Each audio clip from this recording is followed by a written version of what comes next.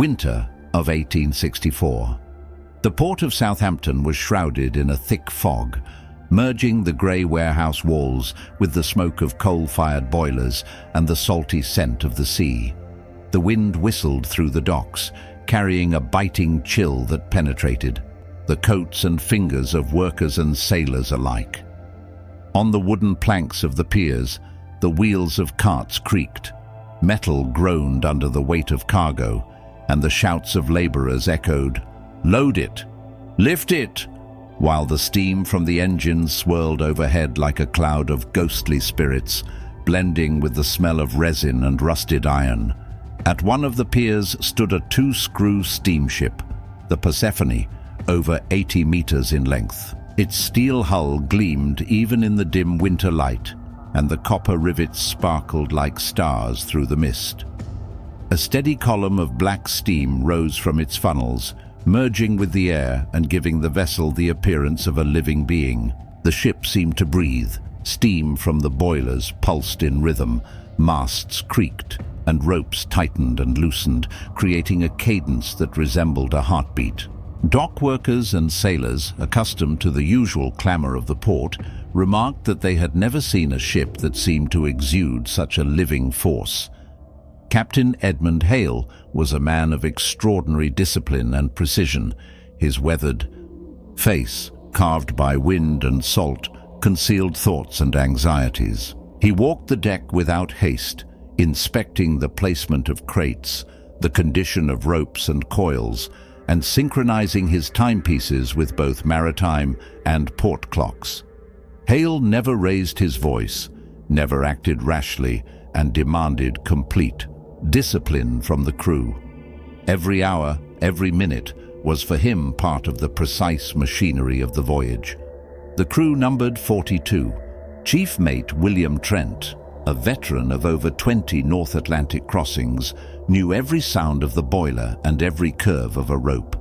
Telegraph operator John Clark, 23, had recently completed his course, and his hands trembled as he checked the new wires connecting the ship to New York, his eyes bright with anticipation. Engineer Thomas Brooks inspected boilers and steam mechanisms, his face streaked with soot and sweat, his hands never idle. Boatswain Henry Oldfield maintained discipline on deck, while cabin boy Peter Mullins, 18, nervously regarded the enormous hull, wondering if he could endure his first long voyage. Among the rest were signalmen, cargo handlers, cooks, and sailors of varying experience, each with their own story, fears, and hopes. The ship's log of the Persephone preserved an entry from January 4th, 1864. Though the ink had darkened with age, the lines were legible. Weather calm, wind light southwest, steam normal. Crew 42, including telegraph operator J. Clark. Cargo 120 tons of textiles and 14 crates of telegraph equipment for New York. Departure scheduled at dawn. The telegraph was regarded as a marvel of technology. A message able to travel hundreds of miles underwater was considered near magic.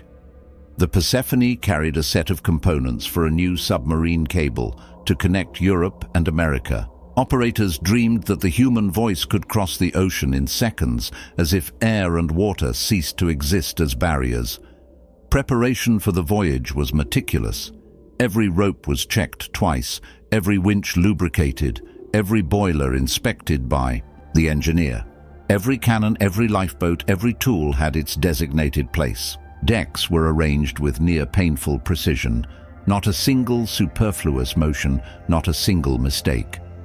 Sailors whispered quietly among themselves, sensing an unusual foreboding in the air. The cargo occupied 3 lower decks. Textiles for American. Factories were neatly packed in wooden crates, labeled by destination city. 14 crates of telegraph equipment were wrapped in oiled paper and secured with ropes to prevent damage. Letters accompanying the shipment detailed instructions for unpacking the instruments.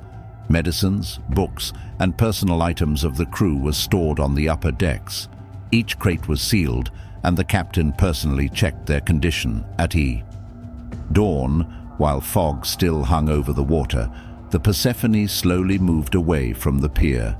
The steam whistle sounded once, then again, blending with the roar of the waves. The silhouettes of the docks gradually disappeared into the grey haze. The crew stood at their stations, straining to hear and see every creak and whisper around them. The first hours of the voyage were calm. Sailors adjusted to the rhythm of the steam engines and the rolling of the ship, watching the horizon blend seamlessly with the sky.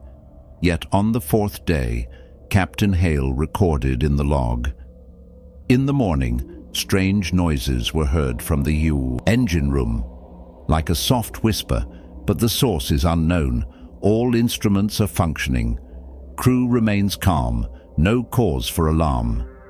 Diaries of mates and telegraph operators mention unusual events during the early days at sea. John Clark wrote, "The telegraph lines sometimes seemed to come alive on their own. Messages returned with altered codes, occasionally consisting of meaningless symbols. No one could explain why the electrical impulses were distorted." Sailors began noticing strange sounds at night. Sometimes it seemed someone walked across the deck, though the entire crew slept. Captain Hale, a man of science and reason, simply noted, "Footsteps are heard where none exist." Inspections carried out, crew intact, instruments functional. On the fifth night, fog thickened, as if water and air had merged into one grey layer. The roar of waves and steam engines blended into a continuous hum. John Clark again recorded, "During telegraph inspection, a message arrived I did not send. It was on a frequency used exclusively for New York, but contained indecipherable symbols, as though someone attempted to speak through the wires."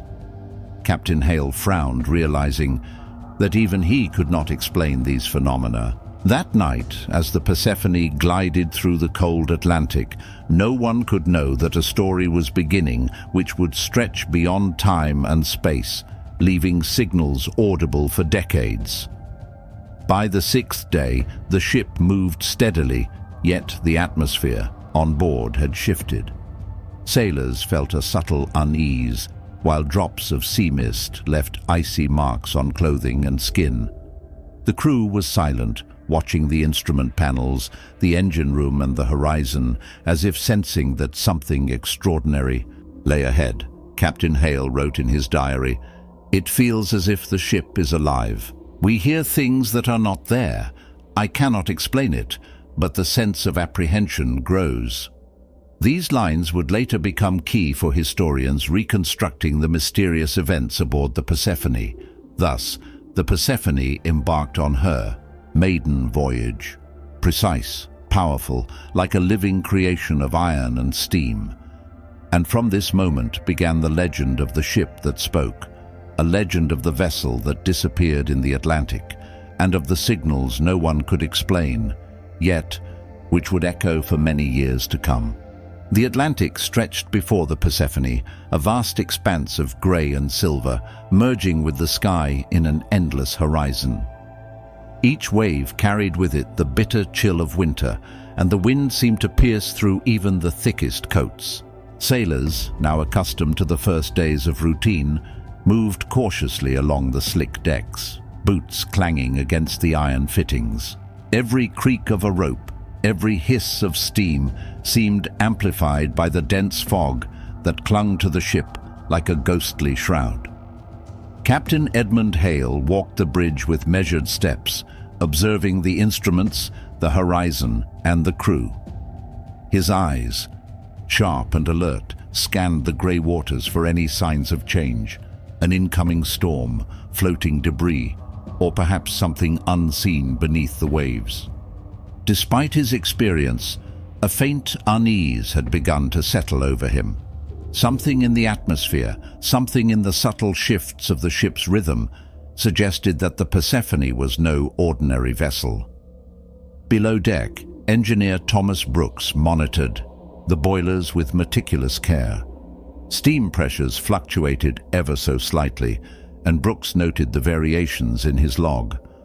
"All within normal parameters," he wrote, but the tension in his shoulders betrayed his unease. The machinery seemed almost alive, responding not only to fuel and water, but to something intangible, an imperceptible rhythm that none of the men could fully understand. Telegraph operator John Clark spent hours at his station, tapping out test messages and receiving responses that sometimes made no sense. Symbols shifted unexpectedly, messages arrived with missing letters or strange sequences, as though someone or something was attempting to communicate through the lines. Clark recorded each anomaly in his journal, his hand trembling. The crew dismissed his concerns as nerves, but Captain Hale, while silent, shared the same quiet apprehension. The cargo, carefully stacked and secured, seemed innocuous enough, yet a subtle tension hung over it. The textiles rustled unnaturally when the wind shifted, and the telegraph crates emitted a faint hum, audible only in the dead of night. Some of the younger sailors whispered about hearing voices in the hold, or footsteps echoing where none could be. These tales were dismissed during the day, but the shadows of the hold at night gave credence to the whispers. As the days passed, the monotony of the voyage gave way to an oppressive awareness. The waves never seemed to break the same way twice. The fog hung longer than it should. Even the birds that occasionally followed the ship behaved strangely, circling without landing, their cries sharp and unearthly. Sailors began to report dreams of the sea, of voices calling from beneath the waves, of messages that reached them before they were sent. Captain Hale kept these accounts in his log, noting each one with the precision of a man recording events for posterity, yet his own sleep was restless, haunted by visions he could not explain. One morning, as the sun attempted to pierce the thick grey fog, Chief Mate William Trent observed a phenomenon he could not rationalize.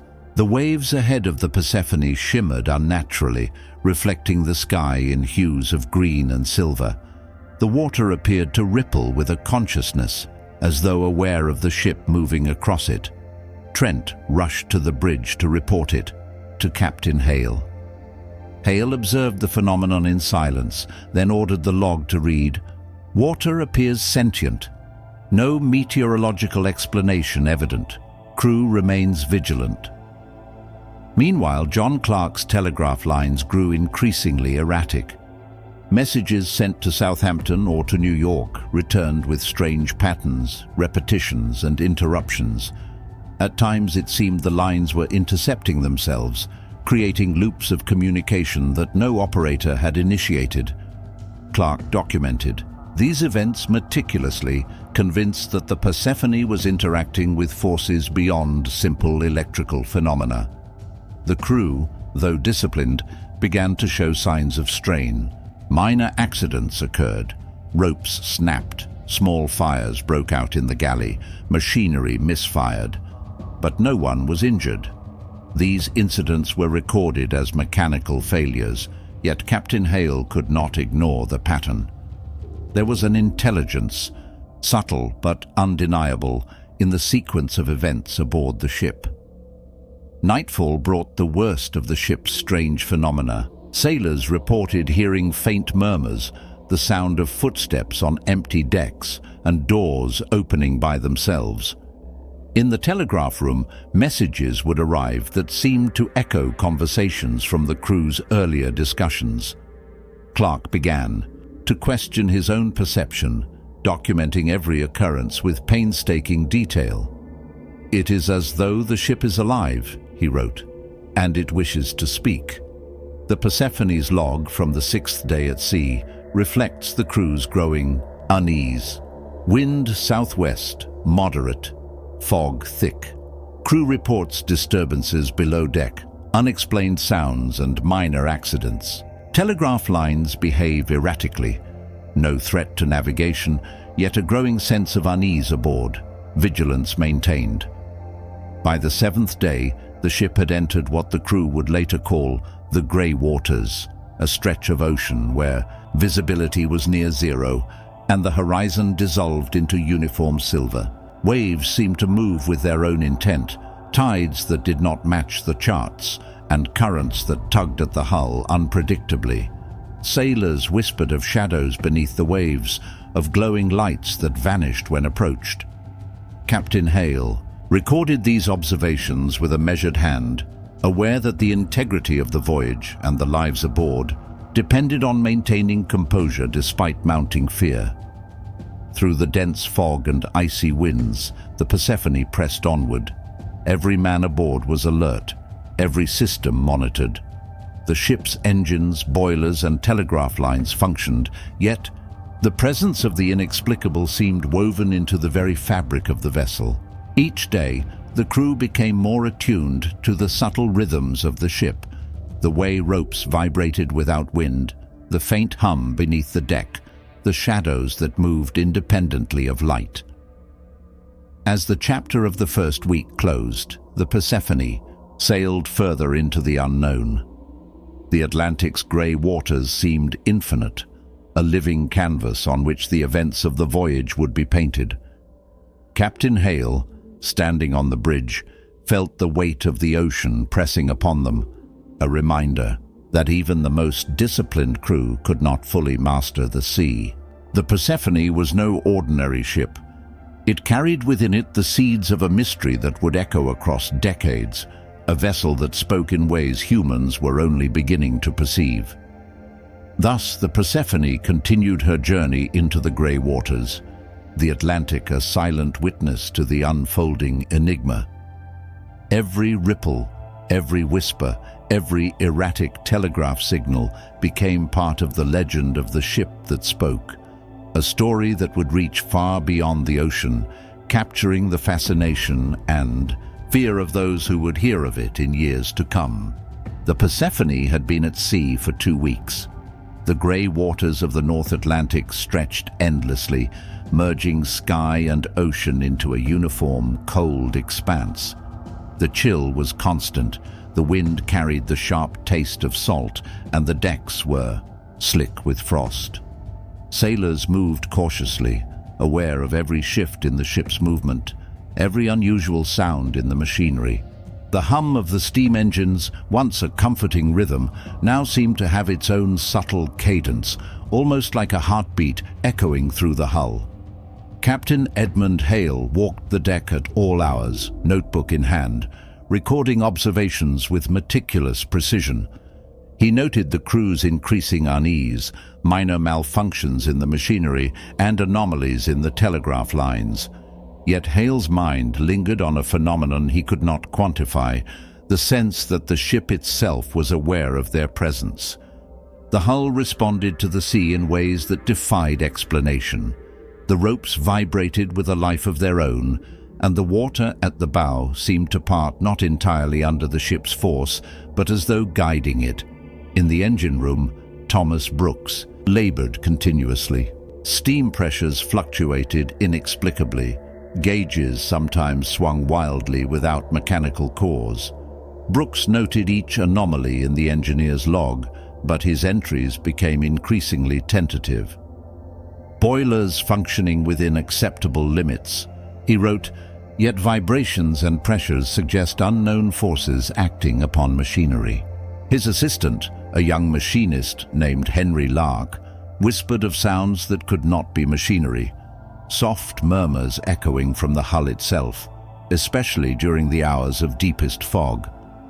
The telegraph, once a marvel of human invention, became a conduit for confusion. John Clark documented messages that arrived before they were sent, symbols that seemed to answer questions no one had posed, and sequences that mimicked conversations aboard the ship. One night, Clark awoke to find the lines active, tapping out a message he did not initiate. The symbols were indecipherable, yet carried an unmistakable rhythm, as if the ship was attempting to communicate directly. The crew's psychological state began to deteriorate. Sailors reported hearing whispers below deck, footsteps in empty, corridors and doors creaking open without wind. Small accidents became more frequent. Ropes snapped, Cargo shifted, minor fires broke out in the galley, but no one was injured. The sequence of these events, though seemingly random, suggested a pattern that only Captain Hale seemed to recognize. In his log, he wrote, "Sequence of minor incidents indicates an intelligence, subtle but undeniable, aboard. Vigilance required, at all times. At night, the sea appeared to take on a new life. Waves shimmered with iridescent hues, glowing faintly beneath the fog. Strange phosphorescent currents seemed to follow the ship, illuminating shapes that vanished as soon as they were observed. Sailors whispered of glowing figures beneath the waves, of shadows moving independently of the ocean's natural flow. Chief Mate William Trent observed one such phenomenon and noted it in the log. Sea beneath the port bow shimmered unnaturally, apparent forms observed, yet impossible to identify. Crew witness statements consistent. The ship's interior seemed equally alive. Crew members reported hearing their own conversations repeated in the hold, or whispers imitating their speech. Cabin boy Peter Mullins, barely a fortnight at sea, swore he had seen the shadow of a man walk through the lower decks in the dead of night, yet no one had been there. Captain Hale documented each claim, maintaining strict scientific objectivity, yet the pattern of anomalies grew too complex to dismiss. Food stores and cargo, though undisturbed by the sea, exhibited peculiar behaviors. The textiles rustled without wind. Crates of telegraph equipment vibrated faintly, producing a low hum detectable only in silence. Even the sea's spray seemed to penetrate the ship in unusual ways, moistening the decks in patches that did not correspond with wave patterns. Sailors joked nervously that the ship had a mind of its own, though laughter was strained and fleeting. By the 15th day, the Persephone had entered what Captain Hale termed the dead stretch, a region of the Atlantic where currents shifted unexpectedly, fog hung in dense, unbroken walls, and visibility dropped to mere meters. Sailors reported that the water around the ship seemed to pull and twist against the hull, almost as if resisting progress. Telegraph messages became increasingly erratic, sometimes returning as inverted sequences, sometimes repeating entire conversations from previous days. Captain Hale convened a meeting with his senior officers. Trent, Brooks, Oldfield and Clark were present, each looking weary but alert. Hale spoke quietly. "We are beyond normal understanding. The ship exhibits behaviors inconsistent with known physics or meteorology. Each anomaly has been documented. I request continued observation and absolute discipline. Nothing is to be dismissed as imagination." In the hold, young Peter Mullins wrote in his journal, "Night falls. The shadows move like smoke, curling around the beams. Voices call from nowhere. I dare not sleep for long, lest I join the whispers. The ship. I think it knows we are here." As the Persephone pressed forward through grey waters, the crew's awareness heightened. Every vibration of the hull, every whisper of wind through the rigging, every unexpected flicker of light was catalogued in logs and journals. The ship had become both vessel and participant, a living entity of iron and steam, capable of subtle but undeniable acts. By the 18th day, Captain Hale noted, "Observations confirm that anomalies increase with isolation. Crew morale remains functional, yet psychological stress is measurable. Telegraph lines continue to display independent activity. Sea itself appears reactive to vessels' passage. Vigilance maintained."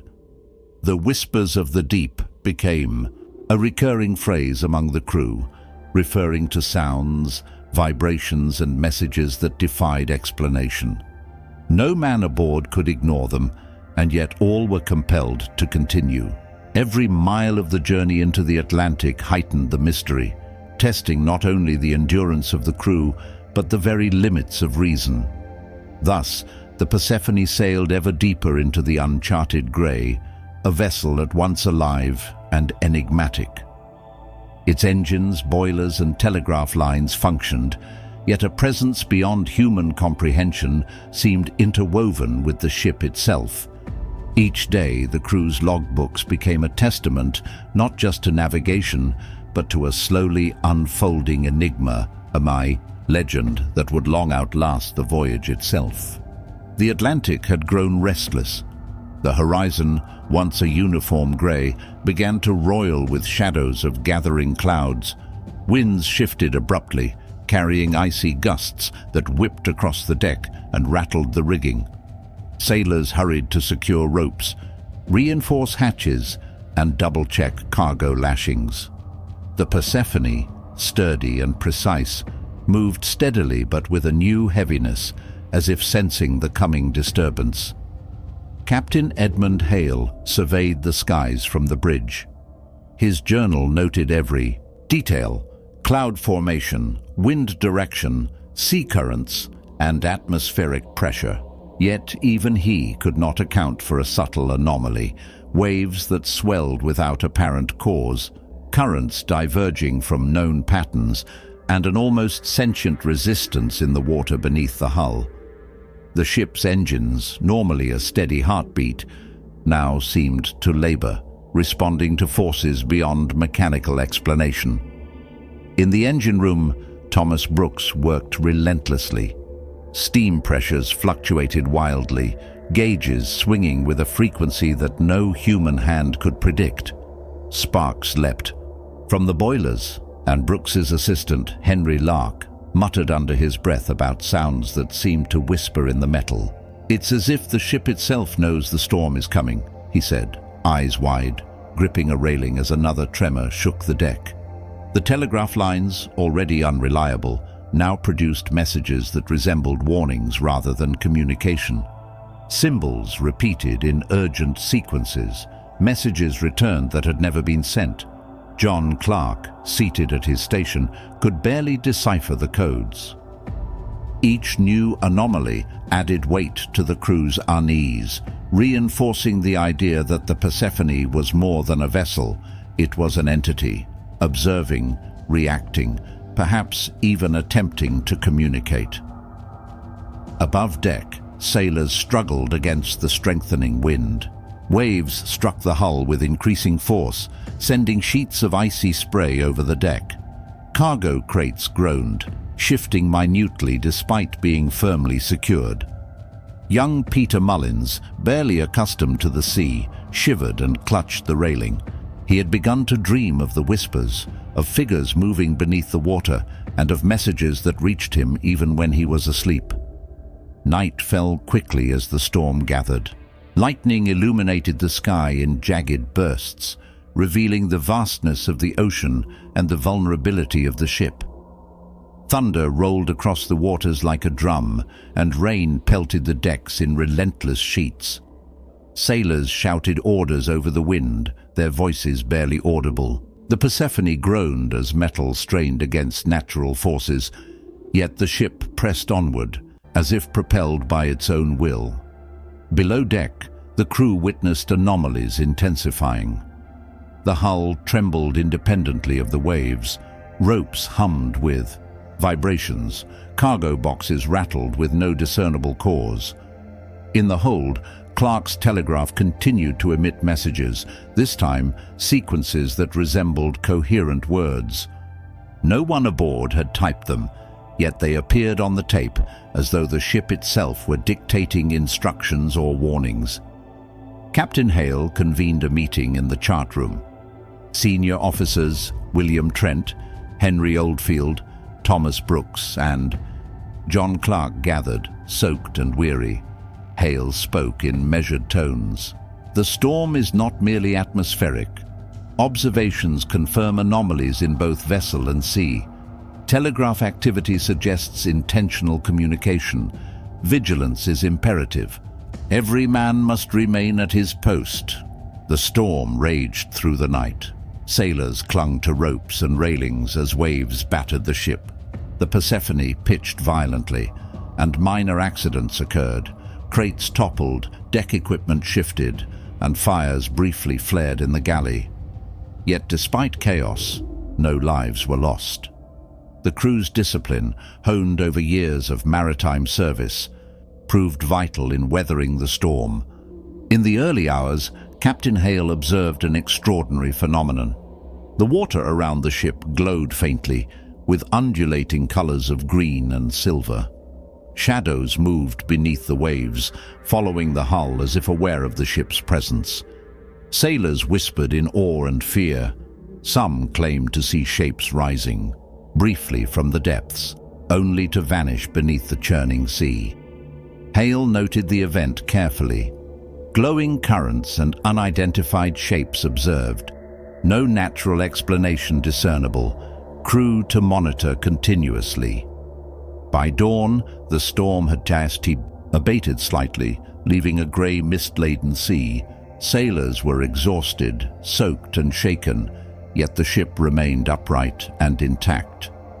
The anomalies persisted. Telegraph messages continued, cargo subtly shifted, and faint whispers echoed through the hull. The crew had begun to recognize a pattern, though none could fully interpret it. The Persephone, it seemed, was alive in ways that defied comprehension. Captain Hale recorded in the log, "Storm endured. Crew maintains function despite extreme conditions. Telegraph anomalies persist, indicating some form of intelligence. The ship's reactions suggest awareness. Observation and vigilance remain paramount. The storm, though physically past, left an indelible mark." Sailors spoke in hushed tones of the voices in the wind, the shapes beneath the water, and the ship that seemed to respond to their very thoughts. Each man, in journals and private notes, documented what he had seen and heard, forming a detailed account of experiences that defied rational explanation. As the Persephone continued her voyage, the Atlantic waters remained grey and restless. The storm had revealed both the fragility and the resilience of the vessel and her crew.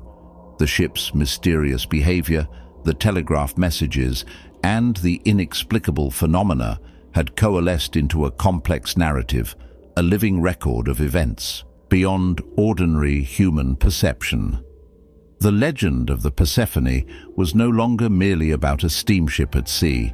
It had become a story of intelligence and consciousness, a vessel that moved not only through water, but through realms of perception that humans had scarcely begun to understand. The crew, though wary and fatigued, remained vigilant, aware that each mile of the journey brought new revelations and challenges, and that the ocean itself was a silent participant in the enigma surrounding the ship. Thus, Chapter 4 closes with the Persephone pressing onward, engines humming, boilers churning, and telegraph lines flickering with cryptic signals. The storm had passed, but the secret it unveiled, of a ship that seemed to think and act, would continue to unfold in the days ahead, drawing the crew deeper into mystery and cementing the Persephone's place in maritime legend.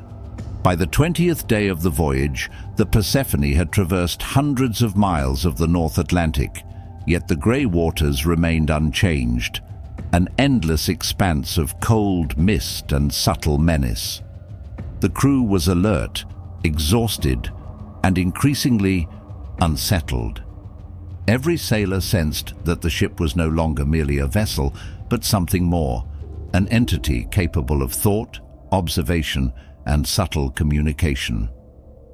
Captain Edmund Hale walked the bridge in silence, noting weather patterns, sea, currents, and ship responses. Despite his experience and meticulous records, he found himself facing phenomena that defied explanation. Waves rolled and twisted independently of wind. Fog thickened in unnatural patterns. The engines seemed to adjust themselves, as if aware of the environment and the crew's actions. Hale's journal entry for that morning read, "The ship behaves with intention. An intelligence is present. Observations continue. All measures of caution enforced." In the engine room, Thomas Brooks and Henry Lark worked relentlessly. Steam pressures oscillated unpredictably. Gauges swung without mechanical cause. Vibrations pulsed through the metal hull like a heartbeat. Brooks recorded every anomaly, noting each deviation from standard behavior.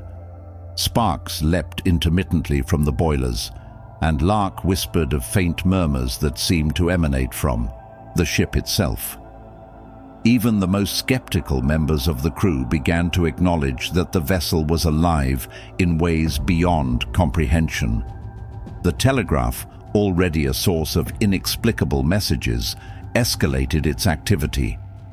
John Clark documented sequences of symbols that formed coherent phrases, appearing to address the crew directly. Some phrases mirrored conversations the sailors had only moments before.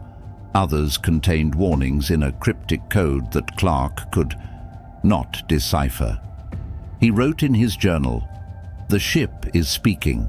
Each message carries intent. Observation is mandatory. Misinterpretation may be perilous." The crew's psychological strain reached its peak. Minor accidents increased in frequency. Ropes snapped, cargo shifted, fires flared briefly. Shadows seemed to move along corridors where no one walked.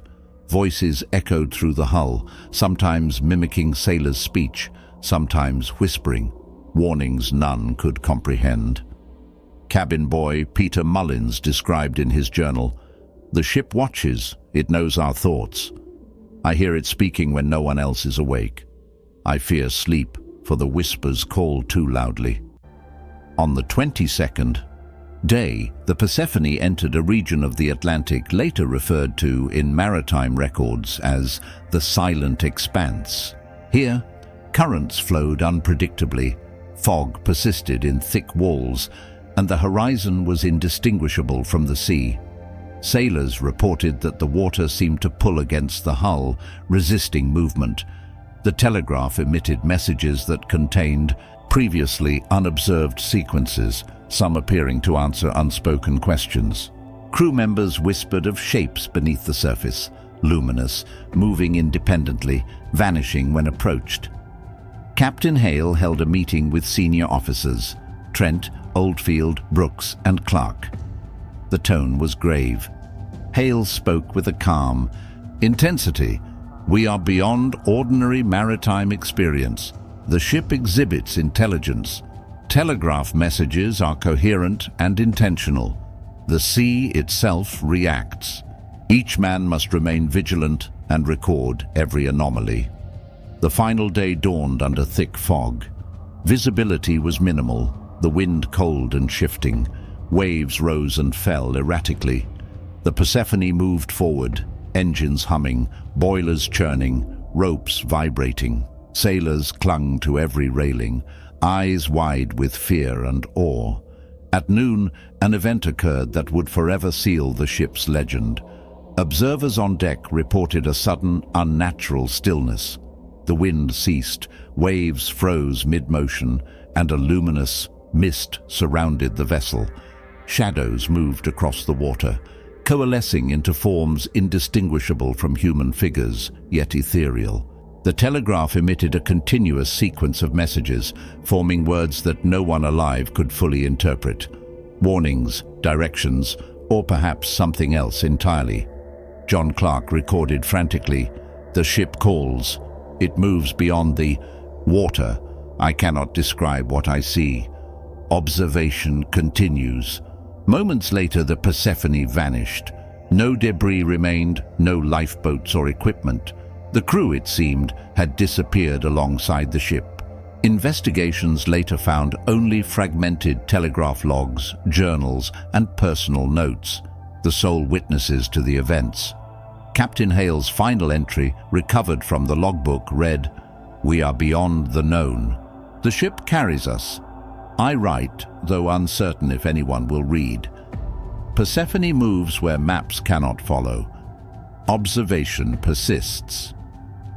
Maritime authorities, upon reviewing reports and recovered documents, concluded that the Persephone had disappeared under mysterious circumstances. The Atlantic retained no trace, no evidence of storm or collision. Telegraph records indicated repeated erratic messages from the ship, ceasing abruptly the moment it vanished. Historians later speculated on natural phenomena, magnetic anomalies, or unknown oceanic forces, yet none could fully account for the disappearance. Eyewitness accounts from subsequent voyages, scattered letters from other ships, and archives of telegraph operators preserved fragments of the story. Some spoke of lights moving beneath the waves, others recalled hearing voices carried by wind or electrical lines. Every account, though isolated, pointed to one inescapable conclusion. The Persephone was more than a vessel. It was an entity, a living ship, capable of thought, communication, and disappearance beyond human comprehension. Thus, the legend of the Persephone endures. It is remembered not only as a steamship of the 19th century, but as a mystery of consciousness and intelligence beyond human understanding. Signals sent, whispers heard, and journals preserved testify to the presence of a vessel that spoke, moved with intention, and vanished into the Atlantic, leaving behind questions, awe, and the enduring story of a ship that defied the boundaries of reality. The Persephone remains in maritime lore, a cautionary tale and a source of wonder, its disappearance a reminder that the sea holds secrets no human could anticipate. And somewhere, in the deep grey waters, it waits, silent, observant, alive.